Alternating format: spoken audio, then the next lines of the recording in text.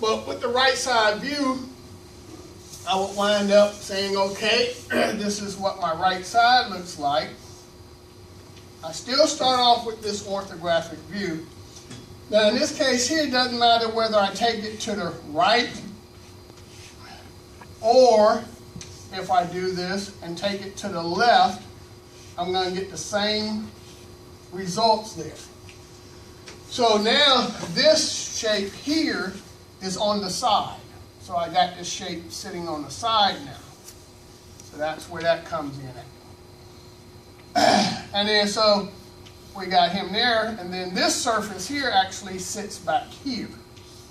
So this surface gets moved to the back here, and that's now my oblique.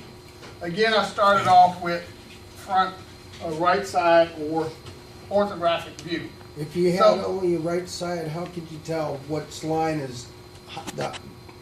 Well, I had the front too, so I knew. Oh, okay. I just deleted the front because you already see what the front looks like here. So I can come here and show you that if I did it to the right or to the left, I see the same thing.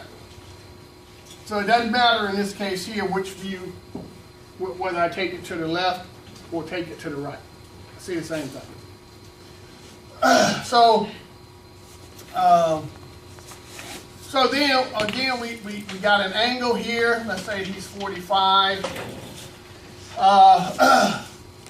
Also in this case here, this would be a, if we made it a cavalier, it would be a cavalier. I use the right side. I just said our side.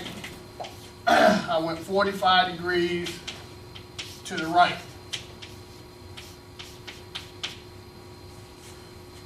Here I did a cavalier, use the right side again, but I went 45 degrees to the left.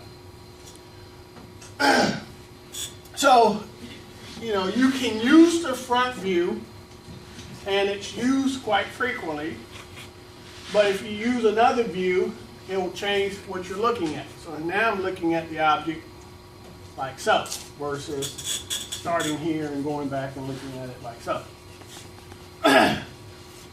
So when I give you your orthographic or your orthographic views, and we tell you what you're going to draw, I'm going to give you this information right there.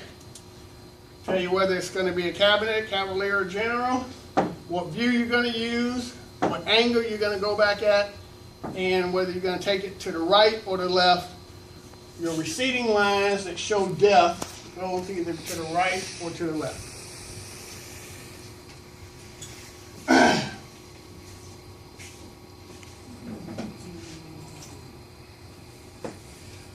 Now here it shows you Z angle is usually drawn at 30, 45, or 45. Well, that's 30, 45, or 60. Can be drawn at any of those. Those are your standard angles. You can use other angles. But since your equipment, you know, traditionally, board type drawings, 36-degree triangle, 45-degree triangle makes it nice and easy to make those your standard angles. So, if I'm dealing with a circle in the oblique, then the circle appears as a true circle. So if I had a circle on that orthographic view, when I draw this as an oblique, it's still a true circle. When I draw it as, if I use the right side and draw this, then he's going to wind up being elliptical. That's another determining factor as to what view you use. Because traditionally, you want to use a view that has most of the circles on it so you can minimize having to draw circles as ellipses. And when you get to obliques, depending on the angle that you go back, the ellipse changes. So it's not always a 30-degree ellipse. It might be a 45, might be a 15, might be a 20-degree ellipse. So to minimize having to deal with those ellipses, in a case like this, it would be better to draw it from this view.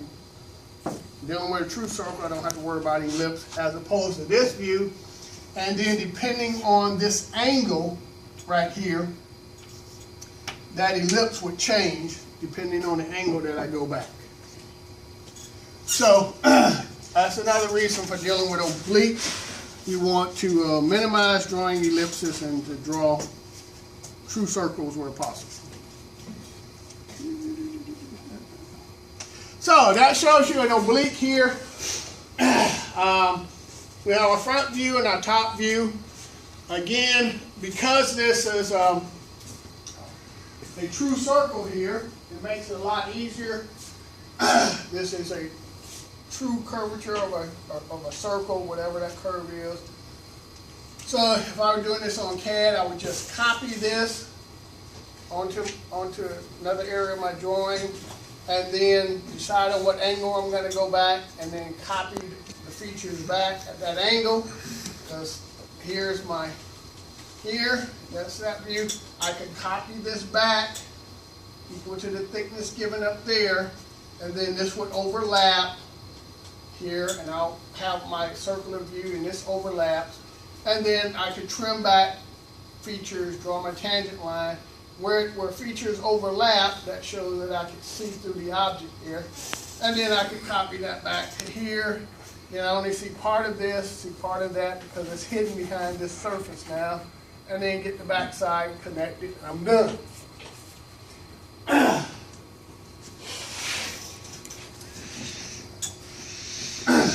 So when I'm dealing with oblique, one of the things is if I have a circle here, if I draw the back surface of this, and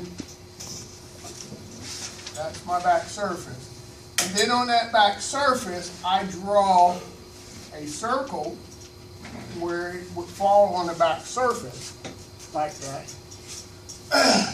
Where these overlap indicate that I can see all the way through that, so I can see that back edge. But this edge I can't see because it's hidden behind material. And then these hidden lines that I drew originally to show that is hidden behind material. And then so that's what I would get.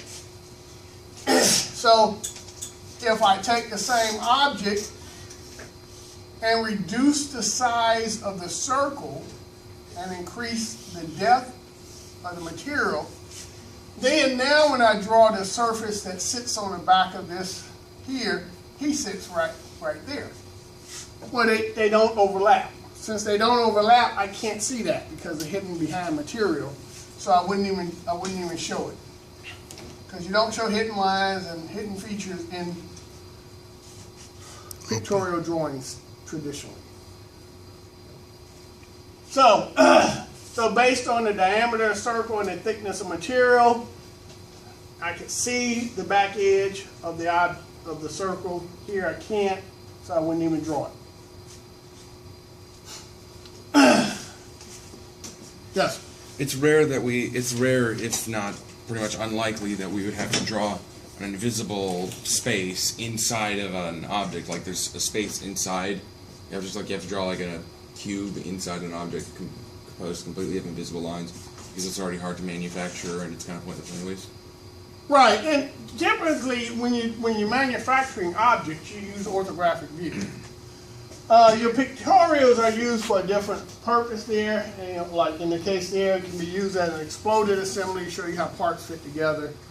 When you're dealing with perspectives, you see a building going up, you got a perspective of what the building looks like so people know what it's going to look like when it's finished. But it's not used for manufacturing. So a lot of times you don't show hidden lines because that's not the purpose of the drawing. And so now if that's all you had, if you had an isometric and you put dimensions on it and you wanted to use that to build from, then you might show hidden lines. But to show you what the object looks three-dimensionally, a lot of times you don't show hidden lines. So you build typically from orthographic views, sectional views, auxiliary views, other types of views, and with dimensions on them, material specification and stuff like that. So when you're looking at a set of architectural plans, you don't ever have a pictorial of what the object's going to look like. And that might be used for the management or for a presentation, because you know, like they're gonna bid on a project out here at the school. They want to show a presentation of what the finished object would look like, the building, trees, foliage, and all of that stuff, how it would fit into the existing structures and so forth and everything. That's the difference. But when they go to build that, they get the contract, you don't see that. You see floor plan, foundation plan, you see elevations to show you what, which are basically your orthographic views. You see elevations to show you what the front, left side, right side stuff would look like, foundation and stuff. But you don't see anything that looks three-dimensional. So, that's all that has on obliques. Okay, so, that's what you're going to do. Obliques. Now, traditionally, or typically what I do is, the drawings that I gave you as to do as ISOs, I generally give you some of those drawings to do as obliques also, so you can see what an oblique looks like of the same drawing that you've already done an ISO, which, if you've done an ISO, should make it easier to do the oblique, because you see what it looks like as an ISO. Oh, okay, now I just got to do the oblique.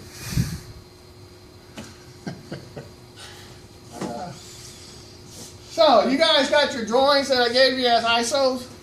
You didn't throw those away, did you?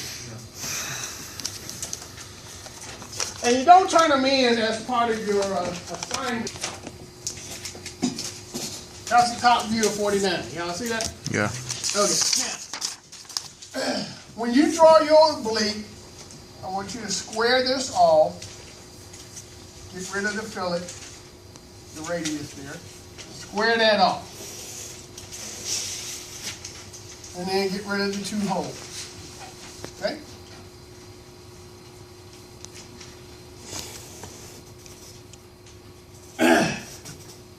So when you're looking at the front, you'll have those two holes there. You have this here. This has a thickness to it. Runs tangent and tangent. So since I've gotten rid of these holes, the only holes I have here are these two that are round. So this is the view you're going to use to develop your oblique. And on this particular drawing, we're going to make this a cavalier.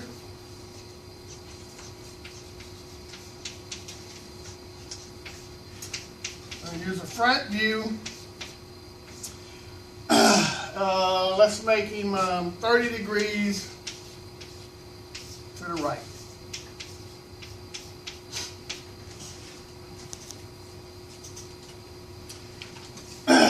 So basically, when I'm looking at this object, and you see what the right side looks like. So basically, if I were to draw this as an oblique, it's gonna be like that. We're gonna go back like that. Of course, we're gonna have this feature that we're gonna have a hole sitting here, hole sitting there. This is gonna run tangent to it, and however he runs tangent to that, and then he's going to come down tangent to that, add that across there, and then he sticks out. So this sticks out right here.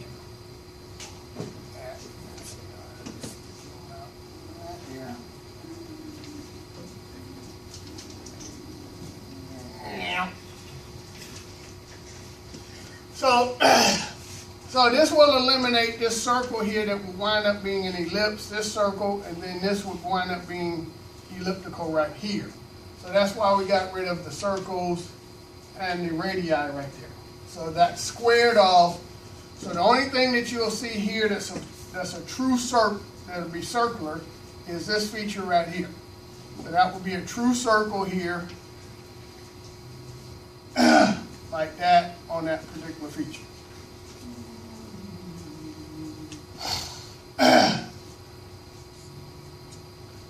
So, now give you your oblique. I can give you what your oblique should look like. I know, and I'm thanking you. Now,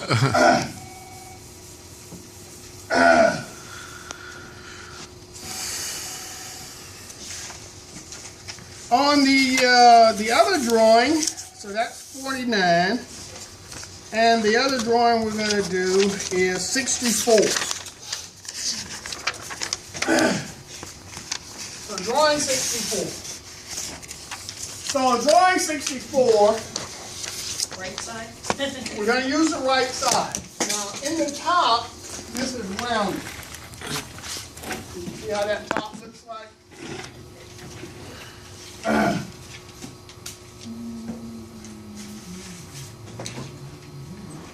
So you have that in the top view. So what we're going to do is square this off.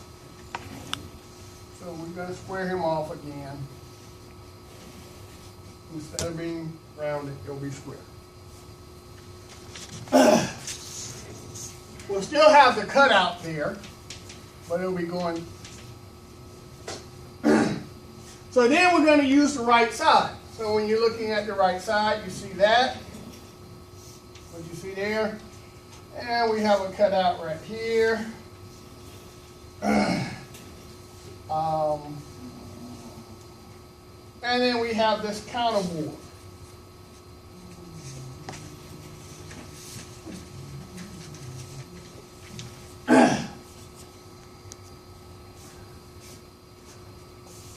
So when we're looking at the front, we see this L shape here.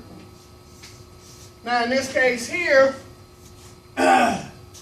this would be the correct view because it has the circles in it, and you want to keep those as true circles or true arcs. So if I were to draw from the front, this would wind up being elliptical. So in this case here, that determined this is the view I should start with. So we're going to do the right side, but we're going to do this as a cabinet. We're going to do a right side, starting with the right side. We'll maintain the 30 degrees, but we'll take him to the left. In this case, going to the right or to the left won't matter. But you already have a right going to the right there, so we're going to go to the left. Give you a little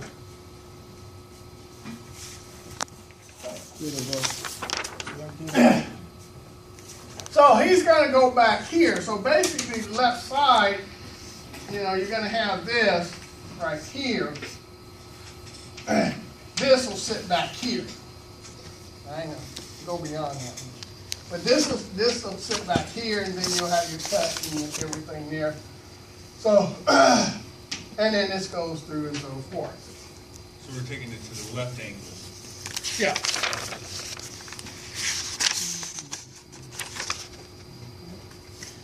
And then I'll get you two other drawings where we shouldn't have to make any modifications. Just tell you what they are. Now these will be in, you do them. One will probably be a general of the other two. That way you've done a cabinet, a cavalier, and a general. The other could be anything. So basically, you're gonna do this using your instruments. You weren't supposed to use your instruments on your ISO. Some of you did, but you're gonna use your instruments on this. Take your correct measurements and stuff. And I'll grade you harder because you are measuring and using your instruments, and everything should be much more accurate than if it was sketched.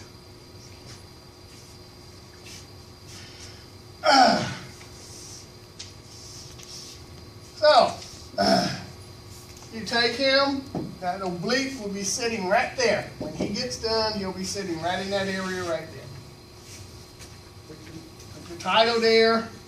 Title can be cavalier, 30 degrees. If I know it's to the right, that'll be it. And then fill out the other information that you're supposed to fill out.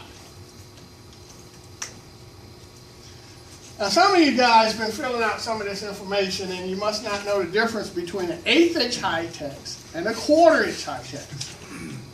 So if you do it on these drawings, I'm going to do you some major deduction. I can knock off 10 points off of your text. So y'all know what should be an 1/8 and what should be a 1/4. Give me an 1/8 and give me a 1/4. Don't give me all quarters because it's easy to draw, okay?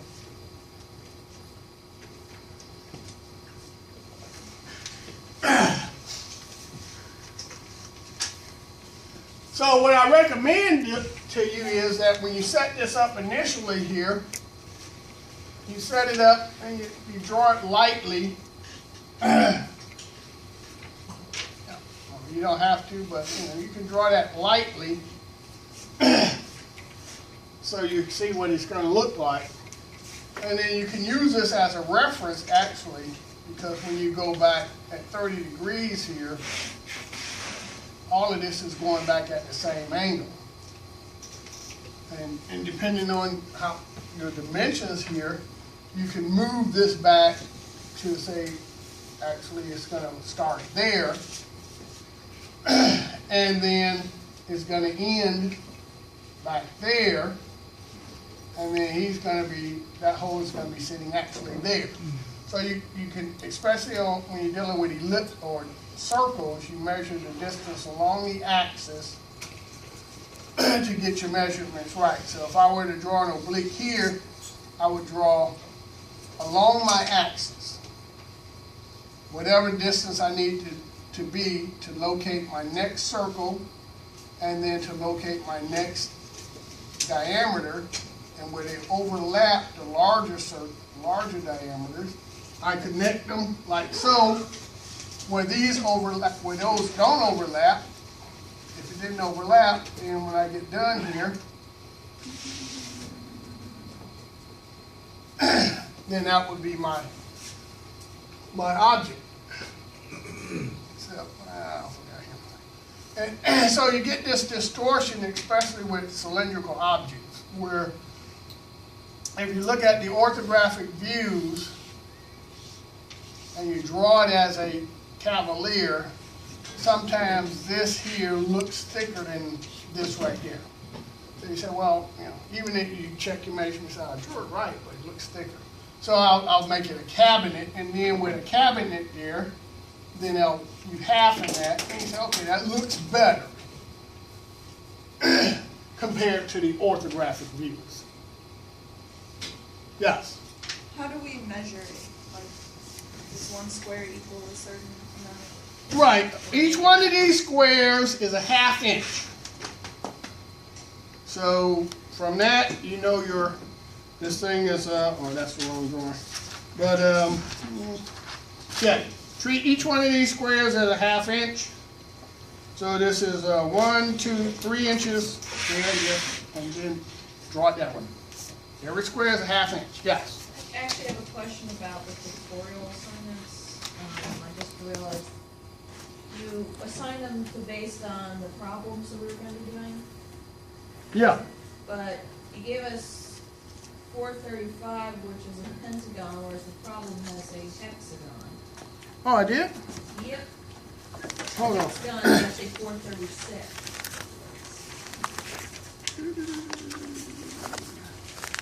Okay, let's go back to chapter 4. The same page, which is the offline. Okay, let's see what we got here.